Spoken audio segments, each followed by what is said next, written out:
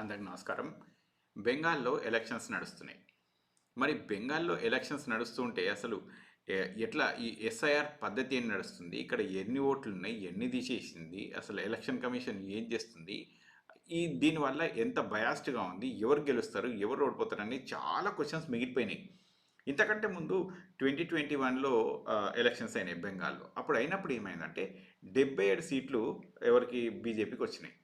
215 సీట్లు మాత్రం అప్పుడు టీఎంసీ వాళ్ళకి వచ్చినాయన్నమాట.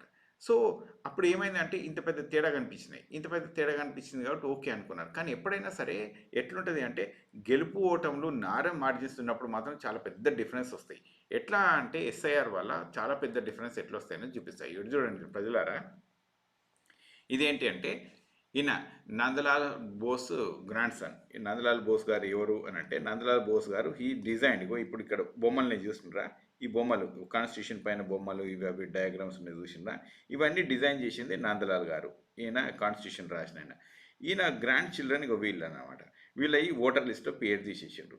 ఈ ఒక్క ఫోటో కూడా చూడండి. ఇక్కడ ఫోటోలో మీరు మంచిగా పరిశీలిస్తే ఇగో ఈ చేయి పైకెత్తుంది, ఇగో ఇట్లా చేతులు పైకెత్తున్నాయి, ఇవన్నీ చేతులు పైకెత్తున్నాయి.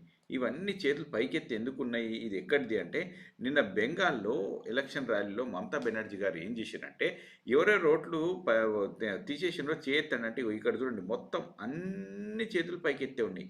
అందరి చేతులు పైకెత్తే ఉన్నాయి. ఇక్కడ అందరి చేతులు ఆల్మోస్ట్ పైకెత్తే ఉన్నాయి. అంటే ఏమన్నట్టు ఎంతోమంది అసలు ఓట్లు పోతున్నాయి అని అర్థం. మరి ఎంతమంది ఓట్లు పోతున్నాయి? ఇట్లా దీనివల్ల ఎవరికి జరుగుతుంది నష్టము అని అంటే ఇప్పుడు దీనికి చాలా ఉన్నాయి.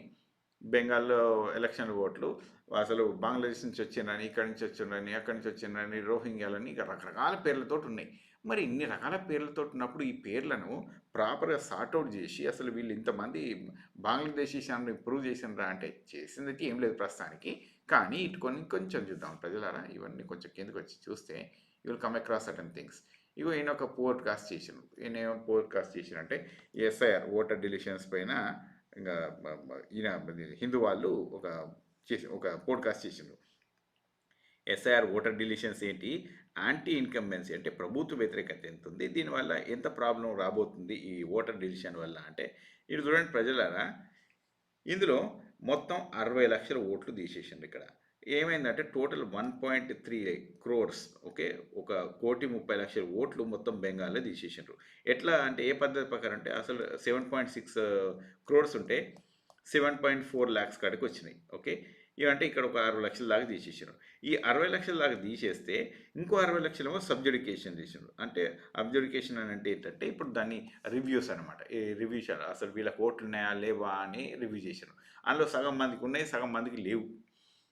దాంతో ఏమైందంటే ఆ 60 లక్షలలో సగం మందికి అంటే లెట్స్ 25 లక్షలు 30 లక్షల దాకా అటు లేకుండా అయిపోయినాయి. ఇంకో 30 లక్షల దాకా వచ్చినట్టున్నాయి. అంటే లెట్స్ ఒక 40-50% అటు పోయినాయి. ఇంకో 40-15% ఏమో వీళ్ళకు ఉన్నాయని వచ్చింది. మరి ఇప్పుడు ఎంతమందికి పోయినాయి, ఎన్ని పోయినాయి అనేది ఇవన్నీ ప్రాపర్‌గా జరిగినాయంటే నాకు ఒక క్వశ్చన్. లక్షలలో ఓట్లు, 1,30,00,000 ఓట్లు ఇంత ఒక నెల రోజుల వ్యవధిలో ఎట్లా చేయగలము? ఎంత కష్టమవుతుంది? ఎంత కష్టమైద్దంటే చాలా కష్టమవుతుంది. దీని మీద సుప్రీంకోర్టుకి పోయారు. ఎవరు? బెంగాలీ వాళ్ళు, బెంగాలీ ప్రభుత్వం కూడా సుప్రీంకోర్టు దాకా పోయింది. సుప్రీంకోర్టు దాకా పోతే అక్కడ సుప్రీంకోర్టు ఏం చెప్తుందో ఏంటో చూద్దాం. ఒక్కసారి కిందకొచ్చి చూస్తే ప్రజలారా, ఈ ఫన్నీ ఉన్నాయన్నమాట ఇవన్నీ. చాలా ఫన్నీగా ఉన్నాయి ఇవన్నీ. ఇగో ఈ సుప్రీంకోర్టులో ఏం చెప్తారంటే ఇవి washed away for ever. Okay, ఈ ఓట్లు cannot be washed away for ever. అంటే ఒక్కసారి ఓట్లు తీసేస్తే ఎప్పటికి పోతాయని ఏం లేదు అన్నారు. ఇప్పుడు ఒక్కసారి తీసేస్తే రెండోసారికి ఉంటాయని గ్యారంటీ ఏంది? ఎవరిస్తారు ఇక్కడ గ్యారంటీ? ఇది ప్రాపర్‌గా లేదు. పోయినసారి నీకు ఎస్ఐఆర్‌లో లేదు కాబట్టి ఇప్పుడు నీకు లేదు అని అంటారు. దాంతోటి మొత్తం ఓటర్ లిస్ట్ పోతది. మరి అప్పుడు దాన్ని ఎవరు యాక్సెప్ట్ చేస్తారు? అంటే వీళ్ళంతా ఇప్పుడు జనాలు ఎట్లుంటదంటే ఒక నరేషన్ బిల్డ్ అయితది. ఎలక్షన్‌ల కాడ ఎప్పుడు ఒక నరేషన్ బిల్డ్ అయితది. ఇక్కడ నరేషన్ ఏందంటే అసలు ధరల పెరుగుదల, మన రూపీ డిప్రిషియేషను, లేకుంటే ఎల్‌పీజీ దొరకలేదు, ఇవన్నీ పక్కకు పోతాయి. ఇవన్నీ పక్కకు పోయి ఎస్ఐఆర్ వస్తది. ఎస్ఐఆర్ రావడం వల్ల అసలు బంగ్లాదేశీ ఓటర్లు వచ్చేసినాయని చెప్పి ఇటో నరేషన్ క్రియేట్ అవుతుంది. ఇటో నరేషన్ క్రియేట్ అయిపోయి అసలు టాపిక్ అంతా ఎటో పోయి మొత్తానికి ఎస్ఐఆర్ అనే టాపిక్ మిగిలిపోయి చివరికి ఏమవుతుందో తెలియకుండా అసలు ఎవరు గెలుస్తారో ఎవరు ఓడిపోతారో అనేది ఎలక్షన్ కమిషన్ చూసుకుంటే తయారైంది. అయితే ఇక్కడ ఇది ఒకటి అయిపోలేదు ప్రజలని. ఇటు చూడండి, ఇది ఎప్పుడు మొన్న ఏప్రిల్ 1 నాడు. అయితే ఇప్పుడు మళ్ళీ ఏప్రిల్ 6 నాడు ఇంకొక మీటింగ్ కూడా ఉంది. దీని పేరు ఏంది, ఇంకొక హియరింగ్ కూడా ఉంది. ఫైనల్ హియరింగ్ ఇది కోర్ట్ లిస్టెడ్ అండ్ 6th అంటే ఇప్పుడు సోమవారం నాడు మళ్ళీ ఉందన్నమాట. అయితే దీంట్లో వీళ్ళు ఏం చెప్తున్నారంటే ఇగో ఒక 45% వరకు అయితే ఎక్స్క్లూషన్ వెళ్ళిపోయినాయి అవుట్. ఇప్పుడు అందులో లెట్స్ ఒక 60 లక్షలు ఉన్నాయి కదా, ఈ 60 లక్షలల్లో ఒక 47 లక్షలు మళ్ళీ రివ్యూలో జరిగిపోయినాయి. 47 లక్షలల్లో ఓ లెట్స్ ఒక 50% అంటే ఒక 23 లక్షలు వేసుకుందాం మనం అట్లా. ఓ 23 లక్షలేమో ఓటర్స్ ఉన్నారు, ఇంకో 23 లక్షలు ఫేక్ ఓటర్లు ఉన్నారు. ఇట్లా అయిపోయింది అని ఈ టాపిక్ వచ్చింది. ఇంకొక 13 లక్షలు మాత్రం మిగిలిపోయినాయి. అయితే ఇది ఎంత పెద్ద ఇంపాక్ట్ తీసుకొస్తుంది అని కనుక చూస్తే ప్రజలారా, అసలు దీని ఇంపాక్ట్ ఘోరంగా ఉంటుంది. ఎందుకంటే ఇన్ని లక్షల ఓట్లు పోతే అది ఎటు పోతాయి అనమాట, స్టోరీస్ అంతా ఎటు పోతాయి. అయితే ఇగో ఇది ఒకటి రాస్తున్నా, ఇటు చూడండి. అయితే దీన్ని నేను ఏం రాసుకొచ్చినంటే ఇగో ఈయన హిందూ ఎడిటర్ అనమాట. ఈయన ఎవరికి అప్పర్ హ్యాండ్ ఉంటుంది అని అంటే ఈయన ఏం చెప్తున్నంటే బెంగాల్లో నరేషన్ క్రియేషన్ అనేది ఇప్పుడు ఎస్ఐఆర్ కంప్లీట్గా విరుద్ధంగా జరిగింది. ఈ నరేషన్ వల్ల ఏమవుతుందంటే మమతా బెనర్జీ ఓకే తృణమూల్ కాంగ్రెస్ వాళ్ళే గెలుస్తారు అని చెప్పి ఈయన ఒక నరేషన్ క్రియేట్ చేసుకొని వచ్చిండు. మరి ఇంత ఫేర్గా జరుగుతున్నాయి ఎలక్షన్స్ అంటే ఇక నేను చెప్పడానికి ఏం లేదు. ఇప్పుడు మనకు మొన్న పరకాల ప్రభాకర్ గారు చూసినాము. పరకాల ప్రభాకర్ గారు ఏం చెప్పినంటే ఏపీలో అసలు ఒక లాస్ట్ 1-2 అవర్స్లో మొత్తం ఓటింగ్ ఎట్లా పడితే అట్లా రిగ్గింగ్ అయిందని చెప్పి ఆయన రాసుకొచ్చిండు. అట్లాగే మహారాష్ట్ర కనుక చూసుకుంటే ఆడో 70 లక్షల ఓట్లు పోయినాయి. 70 లక్షల ఓటుతోటి ఒక్కటేసారి స్వింగ్ అయిపోయినాయి. ఇట్లా హర్యానా ఇక్కడక్కడ కూడా ఇంకా ఇట్లా జరిగినాయని చెప్పి అవకతవకల్ని, ఒరిస్సాలో కూడా జరిగినాయని చెప్పి ఈ అవకతవకల్ని అని చెప్పి అక్కడ కూడా టాపిక్ మనకి ఉండనే ఉంది. అయితే సరే దీని సంగతి అయిపోయింది. ఇప్పుడు ఇందులో లాక్స్ ఆఫ్ ఓటర్స్ పోయినాయి కదా. ఇందులో ఏమైందంటే సగం మంది లెట్స్ ఇప్పుడు 60 లక్షల మంది ఓటర్లు అబ్జర్వేషన్లో ఉన్నాయి కదా, అంటే విచారణ జ్యుడిషియల్ ప్రివ్యూ కదా. ఇందులో సగం మంది పోయినాయి. వీళ్ళు జెన్యున్గా పోయినాయా, జెన్యున్గా పోలేదా, మళ్ళీ వీళ్ళు ఫైట్ చేయడానికి స్పేస్ ఉందా అంటే ఇప్పుడు కోర్టుకు పోయినారు కదా, కోర్టుకు పోతే ఏం చెప్తా అంటే ఈ ఒక్కసారి పోతే ఏం పర్వాలేదు, మళ్ళీ వచ్చేసారి మళ్ళీ ఉండొచ్చు అని చెప్పినమాట. కానీ లేకుంటే మరి గ్యారంటీ ఎవరు ఇస్తారు వీళ్ళకు? దీనివల్ల ఈ అవుట్కమ్ ఎంత, ఈ ఇంపాక్ట్ ఎంత ఉంటుంది, దీని అవుట్కమ్ ఎంత అంటే ఇగో ఇక్కడ కొన్ని రాసుకొచ్చారు ఈయన ట్విట్టర్లో. ఈయన ఒక నెటిజన్ ఏం రాసుకొచ్చిందంటే ఇగో మొత్తం ఎంత ఓకే ఎస్ఐఆర్ వల్ల 61 లక్షలు ఎగిరిపోయినాయి. ఇక్కడ మొత్తం ఇగో 6 లక్షలు ఎగిరిపోతే ఇక్కడ డేటా వచ్చింది, ఇక్కడ చూపిస్తాను చూడండి. ఓకే ప్రజలు అది చూడండి, 89 సీట్లల్లో 10,000 మార్జినే ఉంది, జస్ట్ అండర్ 10,000. ఒక 30 సీట్లలో అండర్ 5,000 మార్జిన్, అంటే చాలా బేర్ మినిమల్ మార్జిన్, రైట్. ఇక 135 కాన్స్టిట్యున్సీలల్లో ఈ డేటా అంటే ఇప్పుడు కొన్ని సీట్ ఓట్లు చేసేస్తారు కదా, దానివల్ల చాలా మేజర్ ఇంపాక్ట్ 135 సీట్స్ దగ్గర మేజర్ ఇంపాక్ట్ ఉంటుందని చెప్పి చెప్పుకొచ్చారు. దీనికి ఒక ఎగ్జాంపుల్ ఇక్కడ చూడండి, రాజర్హాట్ గోపాల్పూర్. ఇక్కడ ఇంతకంటే ముందు 74 ఓట్లతోటే మార్జిన్, ఇప్పుడు 47,600 ఓట్లు తీసేసారు. అంటే ఇంత పెద్ద మార్జిను, ఇది ఇంత పెద్ద మార్జిను అంటే 74 ఓట్లు ఎక్కడ, ఇప్పుడు 47,000 ఓట్లు ఎక్కడ? సో ఇంత పెద్ద మార్జిన్నో తీసేస్తుంది. అంటే గెలవాల్సిన వాళ్ళు ఓడిపోవాల్సిన వాళ్ళు ఎవరో ఇంకా ఎలక్షన్ కమిషన్ మొత్తం డిసైడ్ చేసినట్టే తయారైపోయింది ఇక్కడ, రైట్. తర్వాత మోయినాలో 176 ఓట్ల మార్జిన్ ఉంటే ఇక్కడ 7,000 తీసేసారు. 176 ఇంకా అసలు 7,000కి ఎంత పెద్ద తేడా ఉన్నది మీరు చూసుకోవచ్చు. అంటే ఈ ఓటు మార్జిన్ ఇంత నేరో ఉన్నప్పుడు ఈ ఓట్లు ఎవరికి డిలీట్ చేస్తే మరి ఇప్పుడు లెట్సే మనకు తృణమూల్ కాంగ్రెస్ వాళ్ళు ఉన్నారు, బీజేపీ ఉన్నది, మనం ఇట్లా 2 పార్టీలని అనుకుందాం. ఇక్కడ టీఎంసీ గెలిచింది అనుకుందాం, ఇప్పుడు బీజేపీ ఓడిపోయింది అనుకుందాం. ఇక్కడ ఓట్లకి వెళ్ళి లెట్సే ఇప్పుడు టీఎంసీ ఓట్లే తీసేసినాం మనం. ఇక్కడ ఎన్ని ఒక లెట్సే ఈ 7,100 ఒక 5,000 ఓట్లు టీఎంసీ వాళ్ళే తీసేసినాం అనుకో. అప్పుడు బీజేపీకి ఎంత మార్జిన్ ఉంటుంది, ఎడ్జు ఒక 2,000 మార్జిన్ ఎడ్జు, ఈ 3,000 ఎడ్జు మార్జిన్ ఉంటుంది. అంటే ఏమన్నట్టు వీళ్ళకి గెలిచే అవకాశాలు ఎక్కువ ఉంటాయి, వీళ్ళు ఓడిపోయే అవకాశాలు ఎక్కువ ఉంటాయి. ఇట్లా ఎన్నో ఓట్లలో మార్జిన్ ఉన్నాయి. ఇక తర్వాత ఇక్కడ చూడండి, చంచల్లో 354 మార్జిన్, మరి 15 ఓట్లు డిలీట్ చేశారు. మనం ఇక్కడ ఎవరి గెలుపు ఓటములు ఎంత ఈజీగానన్నా మార్చొచ్చు అనమాట. దీనికంటే అన్నిటికంటే ఇంపార్టెంట్ ఇంకోటి చూస్తున్నాడు ప్రజల అసలు పర్సన్ అవుతుంది ఇది. ఇగో భవానీపూర్, ఇది ఎవరు, ఇక్కడ మమతా బెనర్జీ గారి సీటు.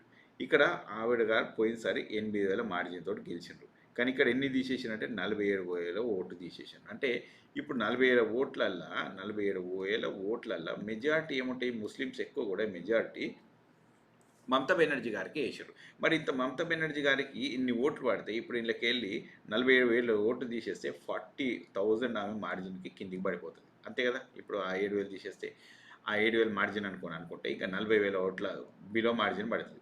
ఈ 40,000 ఓట్లు బిలో మార్జిన్ పడితే వీళ్ళంతా ఎవరు మరి, ఈ ఓట్లు ఎక్కడి మరి? ఇక్కడ గెలుపు ఓటములు ఈసారి మమతా బెనర్జీ గారు గెలుస్తారా ఓడిపోతారా అనేది ఈజీగా డిసైడ్ చేసి చెప్పగలిగే అంత కెపాసిటీ మరి ఎలక్షన్ కమిషన్ చేసేస్తూ ఉంది. ఇప్పుడు ఇలా ఇంకా ఇవన్నీ అబ్జర్వేషన్లు ఎన్ని ఉన్నాయి, ఏం రాలేదు, ఎంతమందికి ఏమైనాయి, ఇవి డేటా అనేది మన దగ్గర క్లారిటీ లేదు, మనకు తెలియదు ఇంకా అది. రైట్. తర్వాత హౌరాలో కనుక చూస్తే, హౌరా సౌత్లో చూస్తే 83,000 ఓట్లు డిలీషన్స్ అండి. 83,267 ఓట్లు.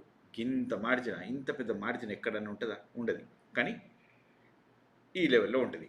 అట్లాగే ఇప్పుడు ఇంకొకటి కనుక చూస్తే డిలీషన్స్ ఎక్కడ కాన్సన్ట్రేట్ అయినాయంటే ఎక్కడెక్కడైతే మమతా బెనర్జీ గారి తృణమూల్ కాంగ్రెస్ ఉందో వాళ్ళ దగ్గరనే.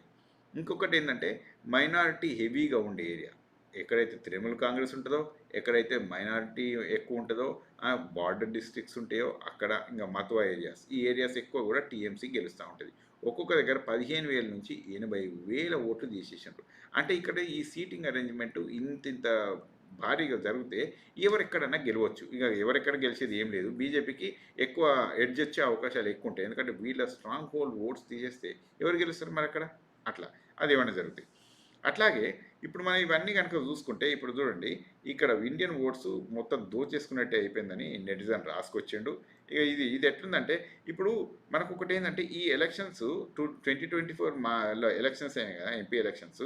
దానికంటే మరి అప్పుడు ఉన్న ఓట్లు ఉన్నారు కదా, 2024లో ఉన్నారు కదా, ఆ ఓట్లో ఉన్న వాళ్ళందరూ కూడా తీసేసిన, అంటే అందరిని కాదు కానీ చాలామంది అందులోకి వెళ్ళి ఓట్లు ఎగిరిపోయినాయి. మరి ఎగిరిపోతే ఎట్లయినట్టు?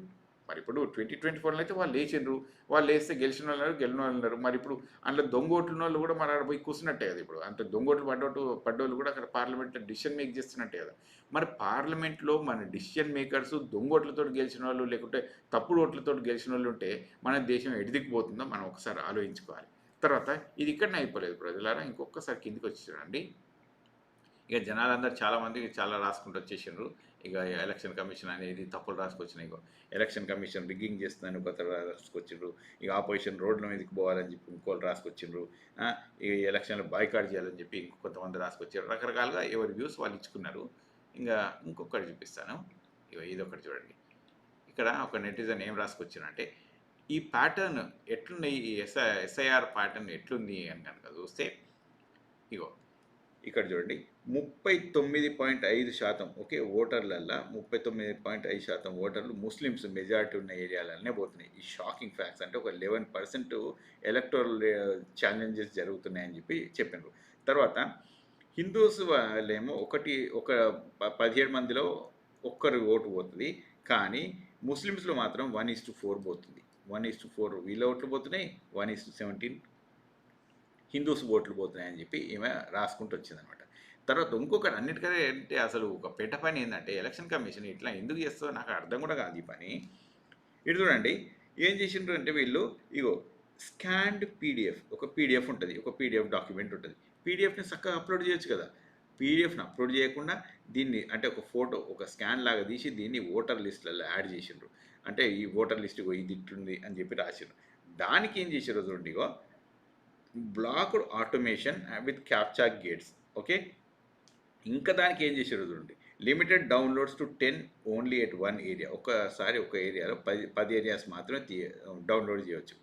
దానికి ఇంకోటి ఏం చేశారు చూడండి, డయాగ్నల్గా వీళ్ళు ఏం చేశారంటే వాటర్ మార్క్స్ పెట్టారు. అడ్జుడికేషన్ల కాడ వాటర్ మార్క్స్ పెట్టారు. ఈ వాటర్ మార్క్స్ ఎట్లా పెట్టిండ్రు అంటే దిస్ ఈస్ అబ్స్క్యూరింగ్ 1 in 10 ఎంట్రీస్. అంటే 10 ఎంట్రీలలో ఒకదానికి ఖచ్చితంగా వీళ్ళు బ్లాకేజ్ చేస్తూ ఉన్నాయి. సో ఈ ఎలక్షన్ కమిషన్ అనేది దీన్ని ట్రాన్స్పరెంట్గా వస్తే తప్పేం పోయింది? ఇంత అయినాక కూడా ఆల్ట్ న్యూస్ అంటే జుబేర్ ఉంటారు కదా, మహమ్మద్ జుబేర్ అని ఒక అతను ఉంటారు, ఆయన ఇవన్నీ డిజిటల్గా తీసుకొచ్చిండు అనమాట. తీసుకొచ్చి ఇగో దీంట్లో ఉన్న ప్రాబ్లమ్స్ అన్నీ చూపించడం. అంటే ఎలక్షన్ కమిషన్ ఏం చేయాలి, ఏం చేస్తుంది అని కనుక చూస్తే మొత్తం ఇగో ఇట్లాంటి దొంగ పనులు అన్నీ చేస్తుంది. ఇవన్నీ దొంగ పనులు కాకపోతే ఏంది, నీకు చక్కగా పీడిఎఫ్ని అప్లోడ్ చేయి, నిన్నెవరు వద్దన్నారు? దానికి ఈ 228 లార్జర్ ఫైల్స్లో ఎందుకు చేస్తూ ఉన్నావు? ఈ బ్లాక్ ఎందుకు చేస్తున్నావు ఆటోమేషన్లతోటి? తర్వాత డౌన్లోడ్ ఎందుకు లిమిట్ చేసేసినావు అంటే ఇంకేదో దీనికి అన్ని రకరకాల స్టోరీస్ చెప్తూ ఉంటారు. మనం అట్లనే ఇక వాటర్ మార్కులు పెట్టి ఇవన్నీ బోర్డు ఇవన్నీ ఎందుకు అంటే దానికి ఏదో చెప్తారు. ఇప్పుడు ఎట్లా అంటే అప్పుడు ఒకసారి చెప్పారు కదా, ఓటర్ కాడ అసలు ఎందుకు డిలీట్ చేసేస్తుండ్రు, అసలు కెమెరాస్ ఎందుకు ఇస్తలేరు అక్కడ ఓటేసే కాడ అని అంటే మీ ఇంట్లో ఆడవాళ్ళని చూస్తే మీకు ఓకేనా అంటారు.